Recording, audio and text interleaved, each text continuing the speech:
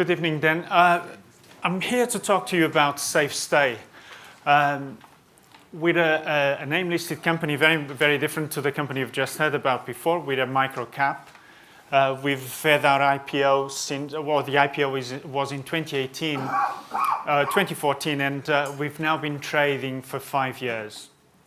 We started off in London, and the whole idea around Safestay was to engage with the market, and a very fragmented market without any significant brand proposition, and try to bring to scale a compelling brand.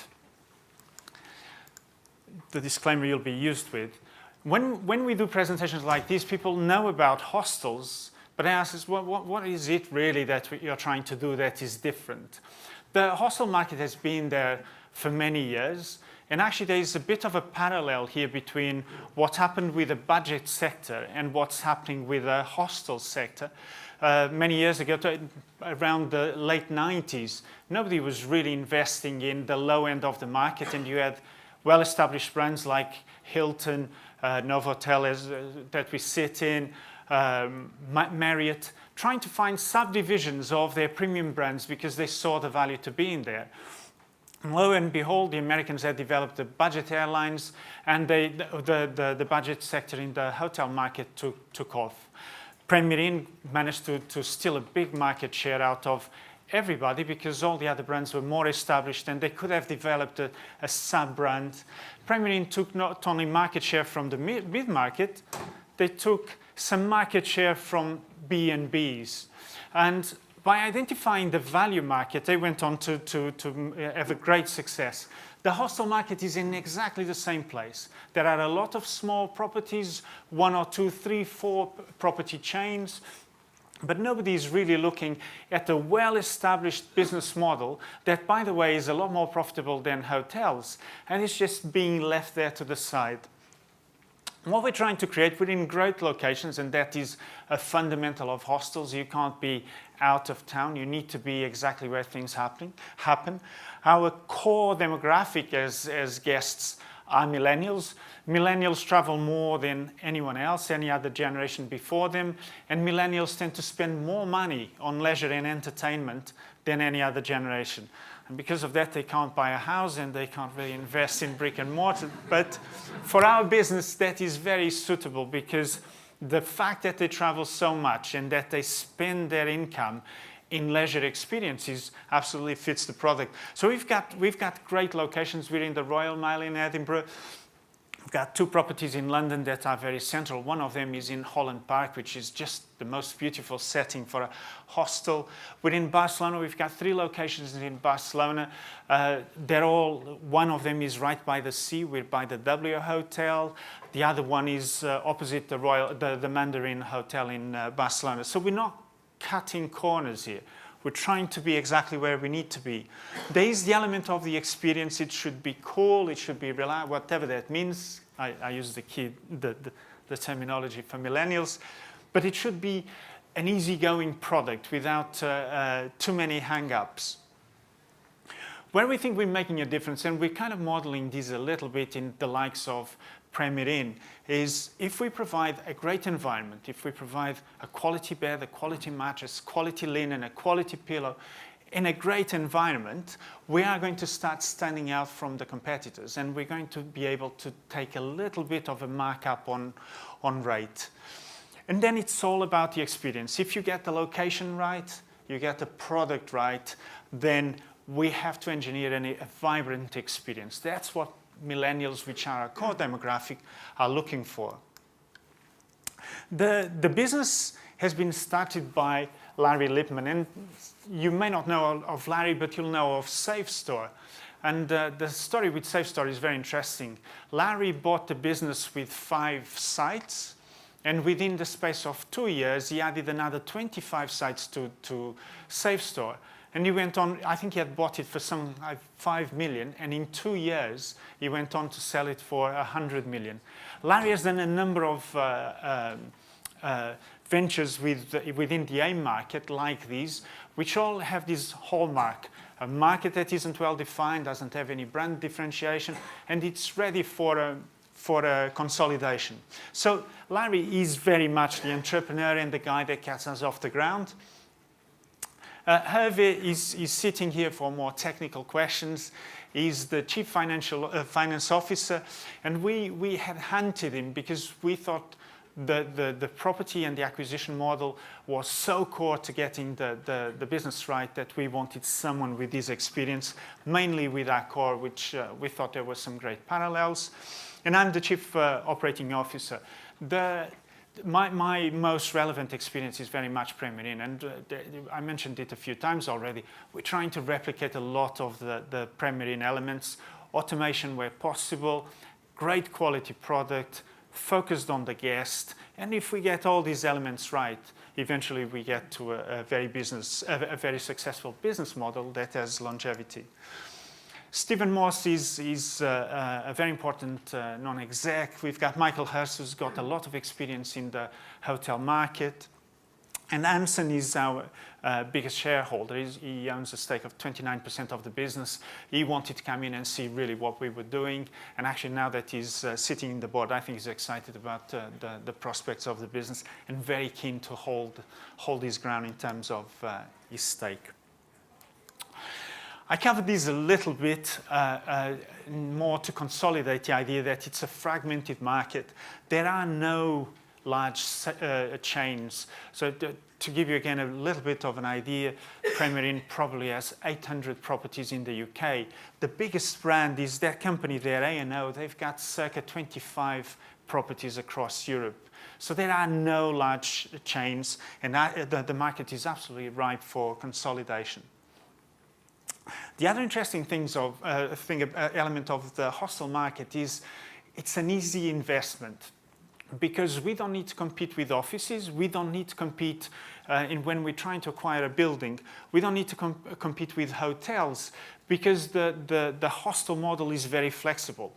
So all the buildings that are not very fitting to other businesses, we can go for those, because the awkward corner, we can use that. A very large room that would be too big for a hotel room, we can put a large dorm in there. The product is very, very flexible and very cheap to fit out as well, because once you've put the bunk bed in a room, that's it, the walls are gone, you don't need to decorate them, you don't need to have expensive FF&E. So FF&E and adaptability is absolutely the secret around this business. And finally, looking at where people are in trends in terms of traveling, we've got a very wide guest appeal. Groups are an important part of our business, and groups are all sorts in shapes and sizes. In terms, there are school groups, that's a dominant. But then you've got sporting activities. Anyone traveling with kids to sporting activities will know the cost of trying to keep up with that. The product is very fitting to, for instance, a short city break, a family. We get a lot of these. Our Friday, Saturday occupancy is occupied by families, which may be a little bit counterintuitive. And this is because if you've got 2 kids, you'd probably need to get 2 bedrooms. With us, you can get a 4-dorm.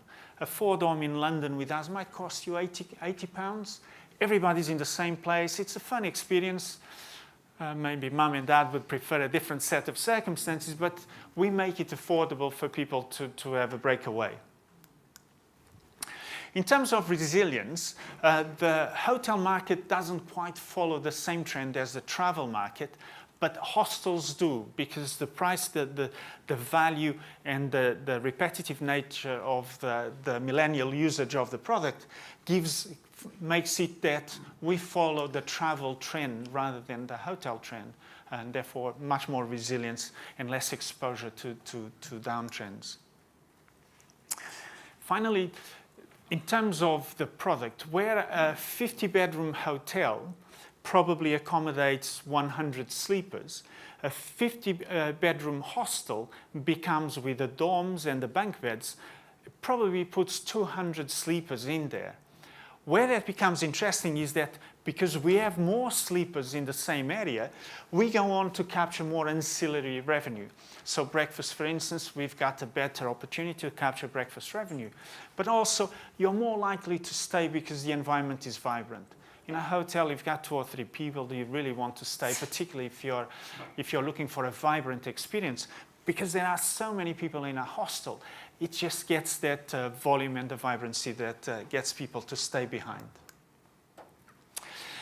Forever, and this is not a different trend, forevermore, hostels have been more of an online product, so naturally, operating in the digital arena, it's cheaper to the cost of acquisition per sale is just that much more effective. And this is kind of the typical breakdown that I was trying to allude to. If we're getting our business model right, we've got a little bit of business that goes through intermediaries. Then we sell some of our business through online travel agents, but the fact that we sell a lot of our business through groups and that we sell a fraction of our business through directly through our website means that our dilution through commission is a lot lower than hotels. Hotels probably are paying 20% in cost of acquisition. Our cost of acquisition as a blended number is probably 8%, and that all flows through to the bottom line. So where do we think we create anything that stands out? Well, it's about the radical new experience of staying in a modern hostel. So it's not hostels as a halfway house or a compromise, or it's a modern hostel that should have a great quality bed, should provide a great quality sleep, but that has the vibrancy, and that's a little bit of a sense of style to attract the demographic we want to attract. The product is very easy to ramp up to maturity, particularly the way we're doing it. We're acquiring operating platforms, and we're just engineering a little bit of the Safestay know-how around revenue management, all our contacts, leveraging them into new properties. So typically, when we acquire a property, we get them to maturity probably within the first year. And then it stabilizes because we're probably getting to what the potential of the business is. We've been the fastest growing hostel chain for 2 years running. This is a little bit because we're small, so if you have 2 and you get to 4, you've doubled, and then at some point the growth curve becomes a little bit more challenging. And in December, we had a really successful fundraising, we thought, because the market was a little bit shaky around December. We managed to raise £10 million that we've got in the bank, ready to roll out and continue to grow.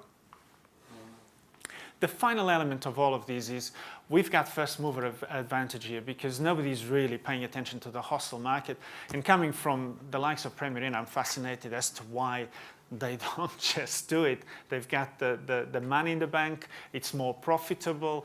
There are all sorts of reasons to venture into hostels, but I suppose brands tend to stick to what they know, and they invest hard on what they know. But there isn't any market definition, and we're in a great position to really go on, continue to consolidate at pace. So the business has been performing really well for the last 2 years, in fact for the 4 years, but the last 2 years have been a great success. We've been growing at around 40% each year, 43% net revenue growth last year. Occupancy continues to grow, so we're aggregating properties, but we're not losing momentum. And we're managing to maintain rate. So again, the more properties you've got, the temptation is to try to increase sales by diluting the value of the average bed rate. We're managing to hold on tight to that. And we're delivering strong margins with the big plus is the fact that not only we've got a performing business, we've got money in the bank ready to expand. So right now, as a quick snapshot, we're in 7 countries. We're in Vienna by the Opera, we're in Brussels by Grand Place, we're in Paris by Montmartre, we're in 2 locations in London, Elephant and Castle and Holland Park. We're in Barcelona, I've mentioned that, right by Passeig de Gràcia, which is the 2nd most expensive commercial street in Europe right now. We're in Lisbon, we're in Prague, and the others we're looking to get to. I was getting ahead of myself there. So 13 locations from 4 in 2016. We employ 250 people, and we think we can stabilize and now start bringing that number now down, because a lot of the functions now make sense to automate. as up to this point, automation wasn't really yielding any great advantage. From this point onwards, things like automating revenue management, which we did last year, are starting to give us a great balance in terms of headcount. We've got around 3,000 beds, and we'll sell around 1 million bed nights this year, which we think is starting to become a number that makes us a sizable business. And the other interesting thing is that we've got a very strong online dialogue with our guests. We've got 35,000 followers in our various platforms. We generated last year 1 million impressions. So that means we can now just reach out to our guests without having to go through other platforms like Booking.com. We can probably get them to become loyal to us because we've got a sufficient pool of those. As part of the fundraising, I think one of the important, for us, it was an important element that all the institutional shareholders wanted to hold their position. So the people that know the business and study and analyze it, they were all quite happy that they wanted to hold their position. We had BGF, in fact, increasing their stake in the business, and we've had people like Myton, who had left as a shareholder at some point, coming back. And with the inside track of the investment, that is pretty interesting. All the directors have participated in the fundraising in December. So all the people that are invested and believe in what we're trying to do. In terms of, this is a rollout really. So what we want to do is get to growth very quickly. We think we can get to 20, we've got 13 now, we think we can get to 20 properties round about a year from now. We would be on track to meet our target. And then from 20 to 40, we think we probably have another 2 years. And that is the timeline that we think is really going to make a difference to this business. Some of that, the cost of acquisition per bed, I think is more or less £5,000. With 10 million in the bank, we think we can get 2,000 beds. We've got 2,800, 2,900 today. So we can get to 5,000 beds as a rounded number in probably by this time next year, and then double that again. And with that, you can make some estimation. Our occupancy is 76%. Our average bed rate is £20. So you kind of can estimate where we're going to get as a business. What that number doesn't include is that we'll be generating some of our own capital to go and fund further investments. So last year we bought Vienna. In fact, we got given money to take Vienna on. We were given £150,000 incentive to take on the business and convert it into a hostel. So that business came with no cost. We bought Brussels for 1.4 million. And all of these with our own funds. So we can do more of those, and so we think we'll get to some kind of level of growth like that around about that time.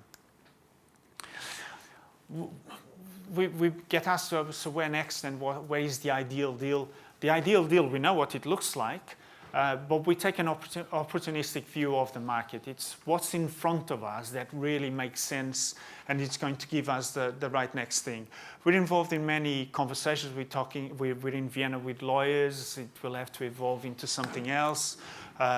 We're talking to people in Berlin. All those flags indicate properties where we've got an interest, and we're engaged to some degree, and various degrees in all of them.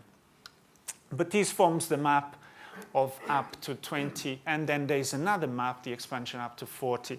We've defined that, for instance, in some locations, it's multiple properties because we know the market and we know the value of that market. Better opportunities come from, there's still more to be leveraged from the existing business. The obvious one is to get to a higher occupancy. That is the easiest metric and probably the one that offers most value. Getting a better average bed rate, we think there's some headroom, considerable headroom in there, but probably reducing the cost of acquisition, that is a good opportunity for us. There's more to be done in F&B, and then of course, growth. I'm a little bit worried that time is running out, so it's dictating the pace. We've got some very key metrics. We wouldn't deviate from any acquisition that doesn't deliver on these metrics. Not all the past acquisitions have delivered on that, but with what we know from the market, if we keep on adding properties that fit this profile, we keep on engineering the right return on investment. And I think this is the last slide, and I'll just be about on time. We've got a great 2019. People talk about Brexit. Our business is quite resilient to that. Millennials are probably not as concerned with those things as we are. We've got the money in the bank to continue to add properties, continue to expand. And we think that we've got a great opportunity to continue to leverage the existing business. So what we've got will get better, and we've got money in the bank ready to go and acquire more. So thank you for your time, and I'll take some questions if you've got any. Nuno, thank you very much. Questions here, please, Peter?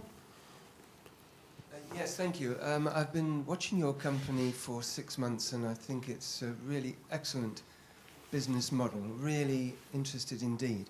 What's held me back from buying the shares is the risk of dilution. In February, you made an announcement, I printed it, saying that you had granted options on 600,000 shares at 34 pence and some at 42 pence. Not very challenging and not at all associated with performance. So it didn't seem a very challenging way to acquire shares. Could you explain whether there is any performance related to these grants at all, which is a bit concerning me, and whether in future you could actually tie future share options to performance? So Hervé is sitting right next to you, he's nodding, so I'm sure you'll take that question. Just take the mic. To respond, to respond precisely to this one, there are two different things. First of all, there is a vesting period. Okay, it's not something that you can exercise whatever you want. You would have to stay for 3 years, which, when you look at that, is pretty consistent with the roadmap that we have to grow. So it's not exactly something that is straightforward. Then the second aspect is that we would not exercise unless the share price is more than 50p, right? So it's not, again, that's not, you get to 40p and then we exercise. So it's in 3 years minimum, and then it would have to be 50p. And if it's 50p, then everyone wins anyway. So, and by the way, when they say that it's a substantial amount, it's 600,000 share options of 64 million shares in total. So that's still very much within the standard range for that sort of incentive. Thank you for that. That's excellent to hear. But could you not just issue any number of future options at will, so diluting other shareholders whenever you wish? But that's not an option for that's not an option for this option for the time being. So again, the options when they were exercised just months ago were exercised at a price of the share price of at the same date, right? So that is, when you say dilution, it's not dilution at the time of the market. But then we put up the management team because we think there's some credibility on the names and the people involved in the business that would make sure that existing shareholders are not being unfairly diluted. Gentleman here, please. Thank you. Thanks for your presentation. You're If welcome. possible, could you please show your share price chart? Thank you. We don't have one, do we? No. But we'll take it on board, and next presentation we'll have a share. A gentleman at the back, please, Chris. You can find all of that in our website. Hello. The locations you have in the UK and Europe, have you managed to buy them freehold, or are they leasehold, or what kind of ownership is there on the properties? So the long way around that question is, initially we bought the freeholds, and eventually in 2016 we did a sale and leaseback of the Elephant and Castle property and Edinburgh. So we still hold the freehold in York, and Holland Park was always a long lease, so 150 years.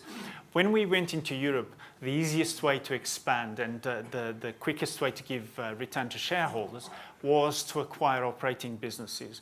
And in Europe, typically you get a commercial lease that works. They've got all sorts of variables, but typically it's 12 or 15 years with an option of 12 to 15 years. And actually they're quite favorable because you can terminate the lease at certain points. There are break clauses that allow you to walk away, but typically the landlord is tied in. In Madrid, for instance, they would have to compensate us to not renew the contract, or they would have to change the nature of the business. So currently a hostel, they would have to do something different, not in accommodation, probably take it private. And we think that for the foreseeable future, we'll expand acquiring operating businesses and leaseholds. Around 20 properties, we probably want to start looking at what is the balance in terms of the portfolio and our balance sheet in terms of having probably 30% freehold, 30% long leaseholds, and then 30% commercial leaseholds, because that's the way people do business in Europe. Oh, lots and lots of questions. We've only got time for one more, and I'm going to take the question if I may, Nuno. Yes, please. With that 10.3 million in the bank, that ambition to get from 20 to 30 on to 40, is that best achieved through acquisition? Are there small chains out there you can go and buy, or Yes. groups, or are you going to try and do all as individual properties? And yeah, thank you for the question. It's because of the way the market is structured, you've got a lot of these small chains, quite clever. They've got intelligence and they've developed the product. They've got some know-how. What they don't have is the money to expand and put some scale to their existing business. So we can go, the ideal thing is to get a 3-4 property brand, take not only the value of their existing business, but also the know-how that they'll have in there. And by accumulating some of those, you grow very quickly, but you're also buying in the intel, which is important to us. Are you sticking around for a drink afterwards? Yes, yes. So I'm sorry I have to ask you all to catch Nuno afterwards Thank over you. a glass of wine. Thank you very much, Nuno. Thank you.